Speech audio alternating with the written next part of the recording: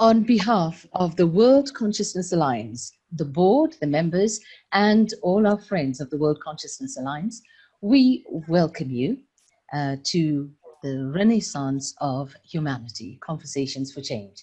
My name is Ami Hughes, and it is so lovely of you to join us. We're going to be talking to a film director from Hollywood.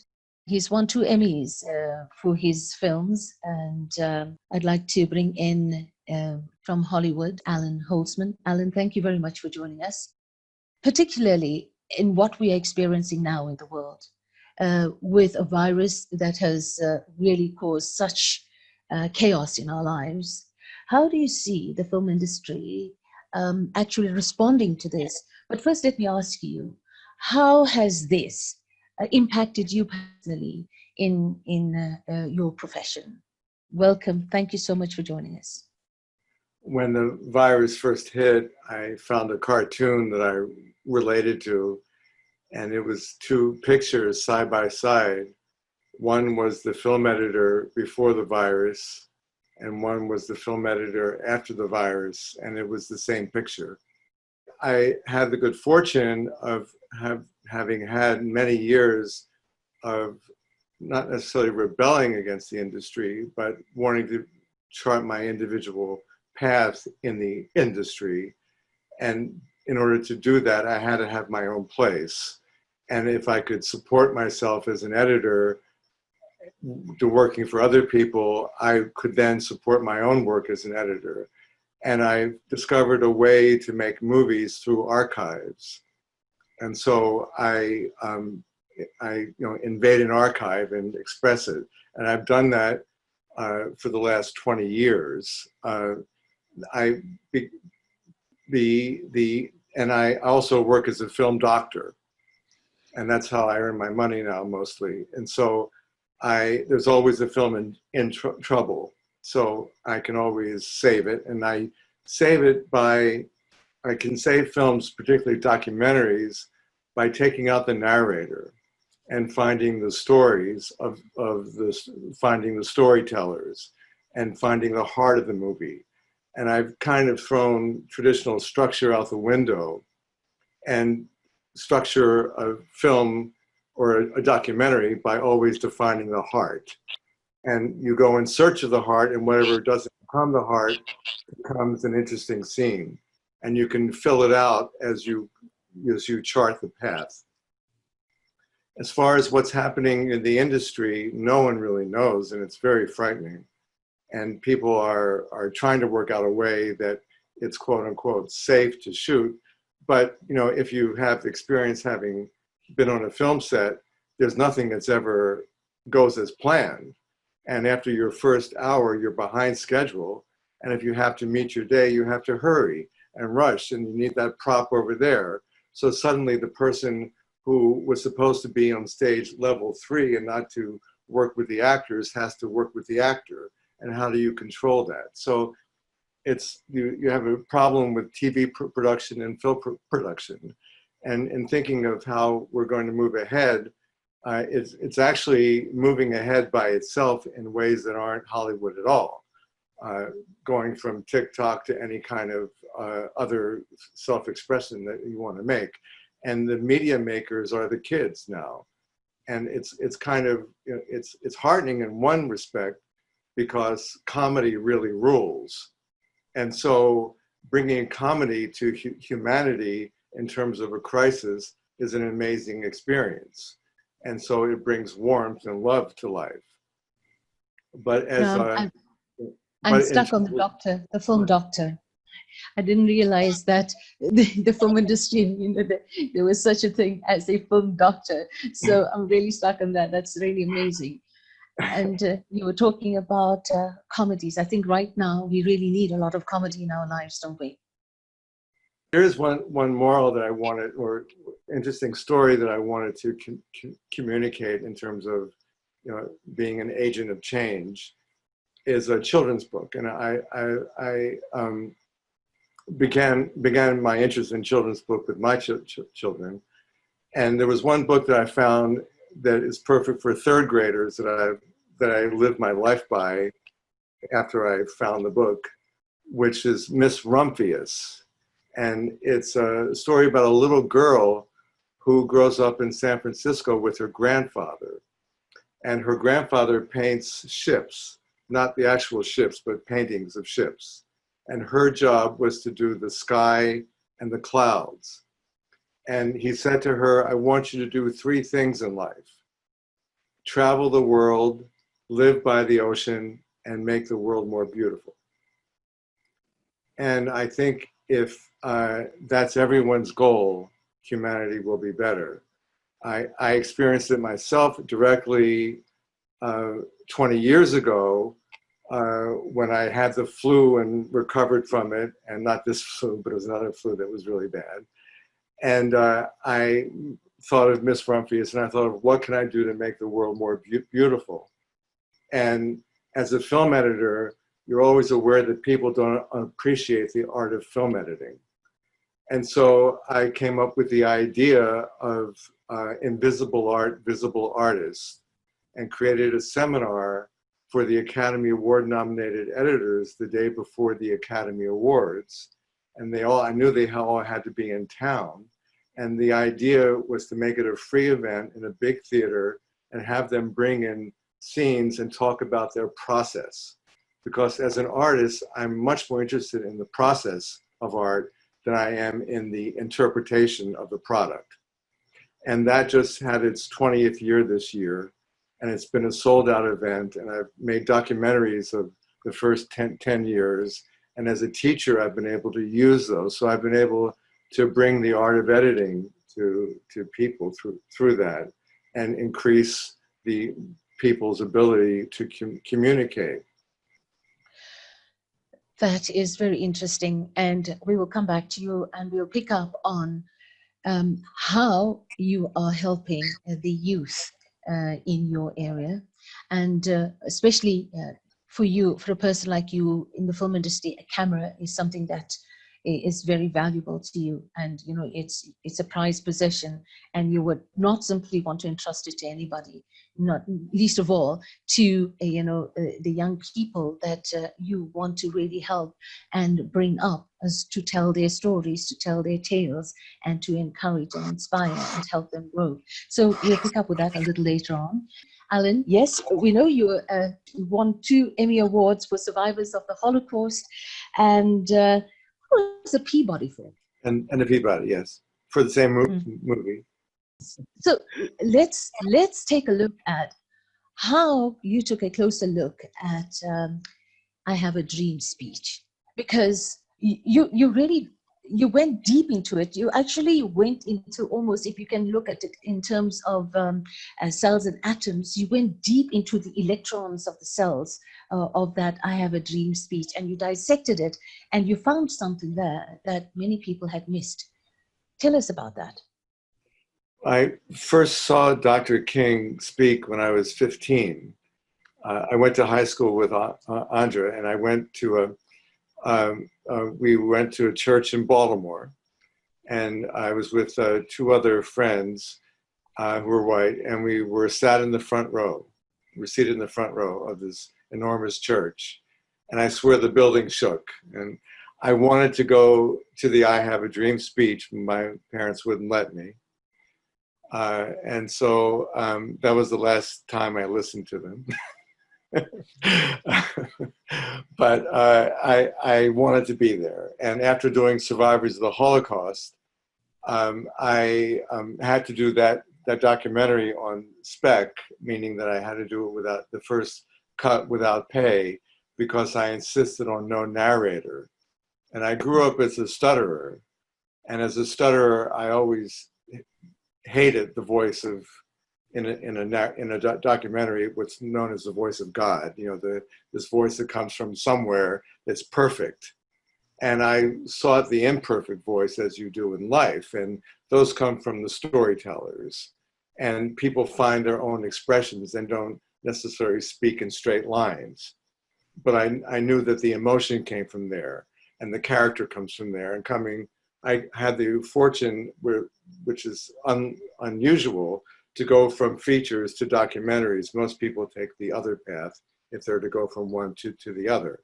And in features, you have a sense your first obligation is to entertain. In documentaries, your first obligation is to inform. And entertainment is not necessarily song and dance. Entertainment is pace and interest and capturing and character. And character becomes story. And so after Survivors of the Holocaust and I got all my back pay, using Spielberg's name, I got into every archive for free and gathered all the visual film from the news organizations, from the civil rights movement and everything from that day. And I wanted to visualize the speech because I wanted people to understand the nuances of the speech, because the first half of the speech before the dream part is a full history of struggle for freedom in the United States. And I wanted to visualize that. And so I did. And then in more recent years, and I still haven't been able to, the news footage, you know, was at that time $3,000 a minute. Now it's $5,000 a minute. So it does come with a price tag, and I've been unable to raise the money for it. But I had, in my career, got into multi-screen theme park editing, and I really enjoyed the dynamism of seeing storytelling on multiple screens, and not as wallpaper or decoration or atmosphere, but as actual storytelling that you could watch on one screen. And so I was able to raise some money recently to get to do the edit, to turn the I Have a Dream speech into 4 screens to make it an event. And I kind of saw it even on a truck going through neighborhoods with 4 screens that you could play for people, or on a massive wall, or in a museum, of course. But I wanted the speech to be experienced. And part of that experience, as you mentioned before, was teaching kids how to do this. Because you, again, if you have the, as a stutterer, I became fluent with film editing. And that was my expression, my way to be perfect, as a perfect communicator. And if children and kids in school could make book reports with media, with going into archives and make little films, all they need is the skills of editing to do that. So I wanted to teach them that by, but in making the documentary on Dr. King, I wanted children who live near Martin Luther King Boulevard to make documentaries about their lives. And so I went to Martin Luther King Boulevard in 2000 in Washington, D.C., and gave the camera to the kids to use. And I found that every kid was media savvy. And once they had the camera in their hands, they talked as much behind the camera as they did in front of the camera. And I had, of course, had a camera filming them, filming each other, so I knew I could make a movie. And so I knew that the keeping of a journal and self-evaluation leads to self-improvement. And so my concept was to do this every year, to have the kids make, and so if kids are making films about their neighborhood and their conditions of life every year, it's bound to improve, plus they're learning skills to work in movies or work in film or work with media. Okay, COVID has hit us, COVID-19. I mean, you know, there's so much fear, there's so much anxiety, angst, so many things are happening on so many different levels. There are the positives and there are the negatives. But in the film industry scenario, do you think that we can expect perhaps a change from the movies that are coming out of Hollywood right now? Maybe to think about more in terms of compassion and kindness, bringing people together rather than this obvious fixation on wars and territorial wars and division, etc. Do you think that the time is right now for Hollywood to bring about a change in dynamics and what they are releasing? Because they are one of the biggest influences in the world. You know, who doesn't like going to the theater, to the movies? Hollywood has been changing all along and not in the direction that it wants to change. People aren't going to the theaters as much. So they're stuck in an isolation mechanism of the blockbuster as the only way to move forward. And the blockbuster wasn't really the way that films were received in the 70s, when the greatest aspect of filmmaking has taken place. The films didn't have to open nationally. It didn't have to open globally. It could open in New York and get reviewed and then expand and let word of mouth take it. And so what's happening now, the star system has fallen apart, but it's gone to the media star system of who gets the most hits. So people are trying to figure out, people don't go to the movies now for just the stars. And for a while they were going for the spectacular, but TV has been taken over for the movies in the long form. And kids and young people are much more interested in character-driven stories where they can follow a life over many hours. So I think the format of film is on its way out, but it's being replaced by a new form of storytelling, and it may be in segments. It may have 15-minute segments or half-hour segments or binge segments, but it's all coming down to the phone, whether we like it or not. And there's a new way. I mean, you can take your phone and attach it to a projector and project a bigger screen in your room. So I don't think anyone knows where it's going. We have a lot of people who are out of work and a lot of studios that are empty. I was thinking that you could take an empty soundstage and suddenly, do a lot more things with it than have it sit there to be for movie sets. So I don't know what's going to happen, but people cameras can be this big that create a 4K image that can go onto a movie screen. So we have the ability to make movies in a different way and communicate in a different way. And so I think Hollywood is going to have a period where it has to face itself that it's falling apart, but yet that there are new forms to come because the knowledge and the dependency on media is greater than ever. So, if it weren't for the virus, I'd say it's a very exciting time, but it's a horrible time. So it's the best of times and the worst of times, in that regard. Okay. So, like many of the industries now, be it food, beverage, anything, we talk about the corporate world, even the movie industry as well, right? One would say, the general consensus has been, to a large extent, when the lockdown lifts, it's back to normal. Like, is it back There to will be normal? no Can we going ever get back to back to normal? normal. I mean, I'm looking for a love story that's going to take place now, where people have to go masked to each other and see each other in secret and risk getting the virus, but making love and going on and seeing where I want to see a film about today. And films can be made outside.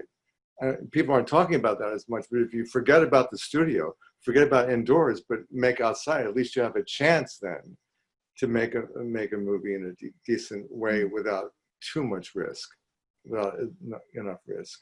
But then, New Zealand has been proven to be a safe place. So I think that the way that Avatar is being made now, that New Zealand is trying to be a place to make films.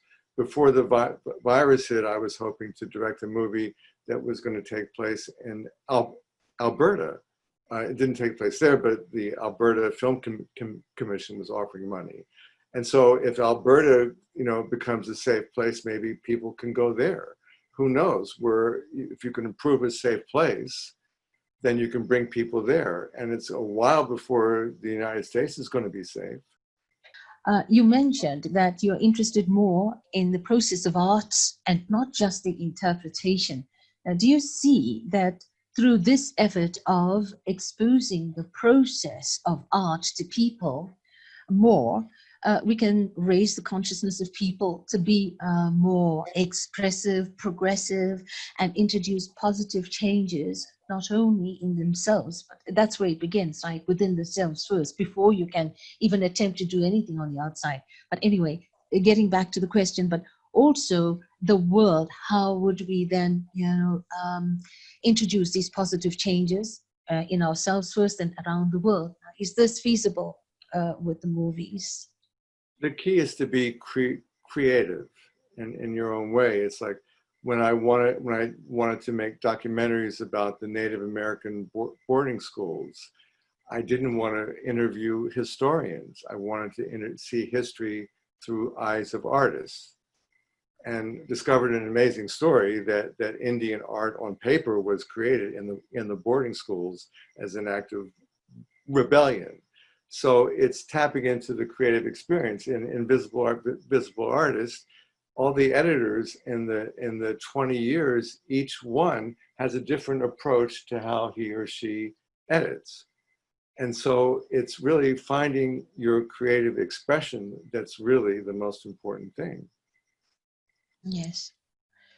Okay, Dushan, that earlier on we said, now, Alan, would you like to see, or let's speak about a movie in your vision that would truly, that's been waiting to come out? What would it be, the kind of movie that you really would like to see come out and influence humanity to such an extent where there's no going back to what you thought you were, but to really who you are?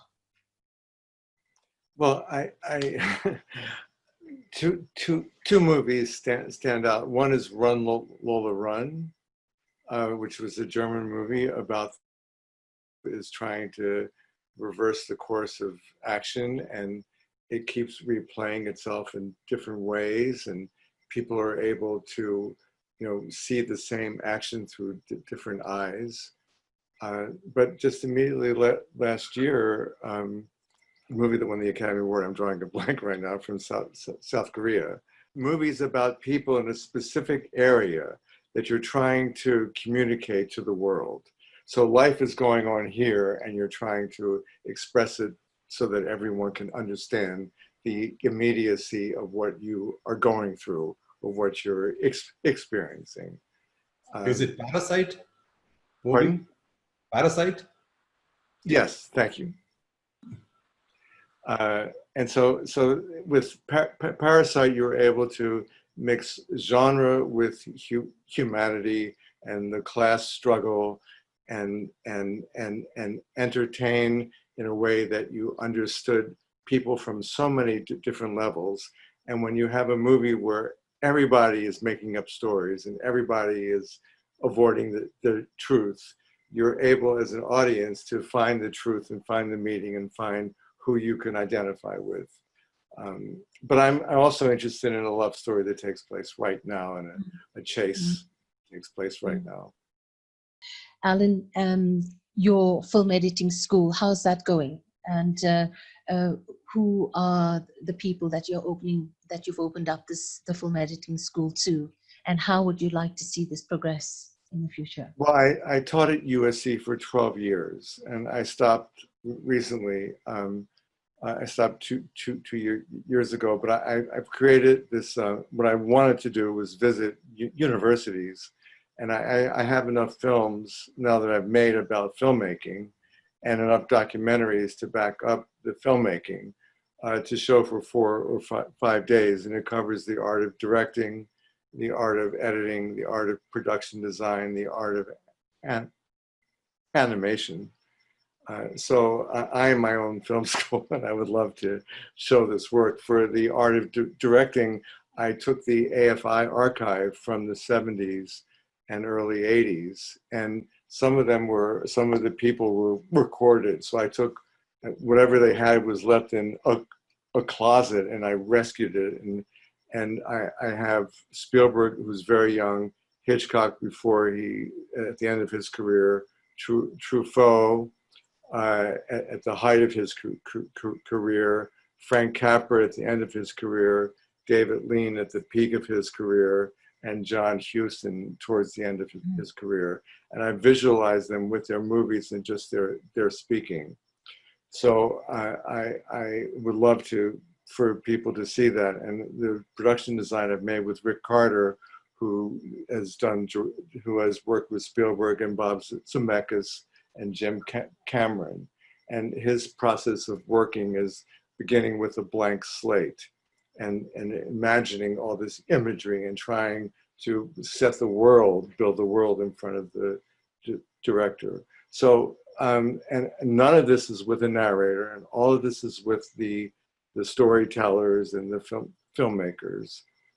And I would love to inspire people to, go out and make movies by recording interviews and then visualizing them.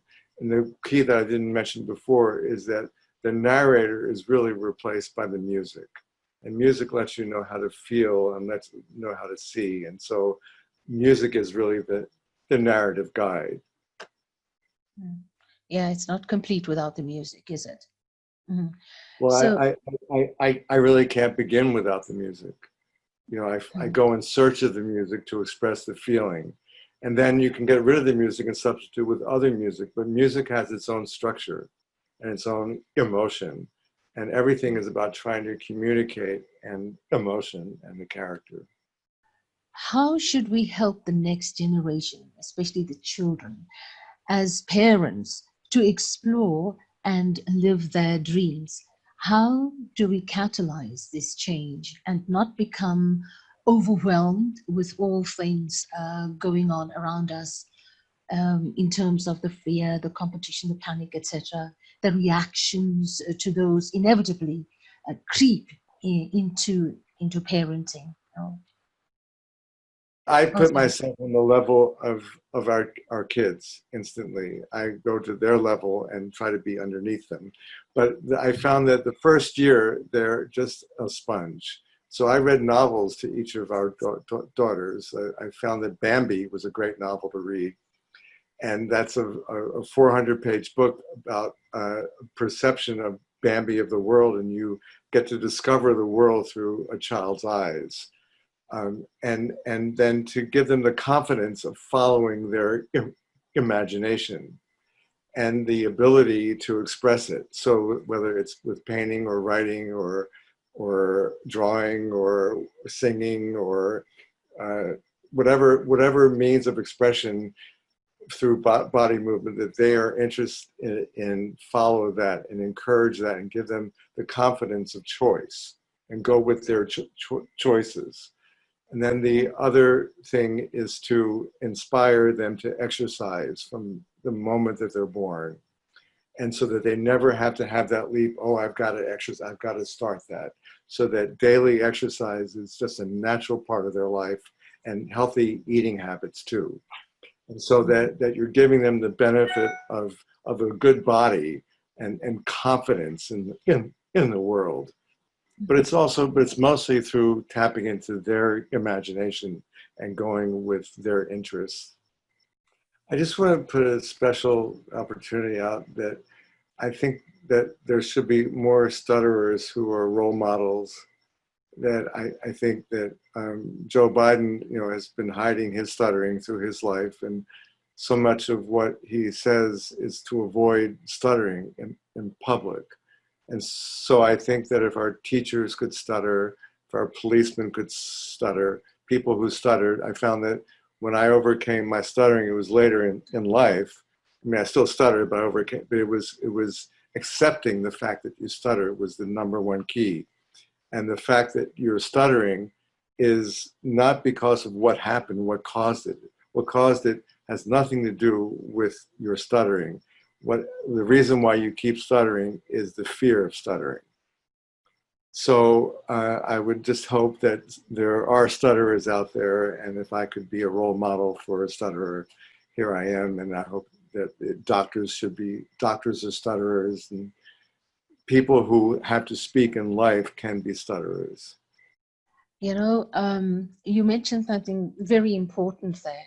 It is about acceptance. You accepted it, did not resist it, did not try to push it under the carpet, ignore it, and you very bravely accepted that. And with acceptance comes a lot of a lot of healing Comes and freedom. a lot of confidence as well. Is that not Yes, so? and happiness. Happiness, yes. So, and that your stuttering did not stop you from doing the things that you're doing right now. In fact, you use that opportunity to find new avenues and new ways of expression. So, there are always ways and means. You don't have to say, oh, because I am this or because I am that, I cannot do it. You took that, so, perceived impediment, and you really used it to your advantage, and that is tremendous. It's amazing. So, thank you for sharing that with us.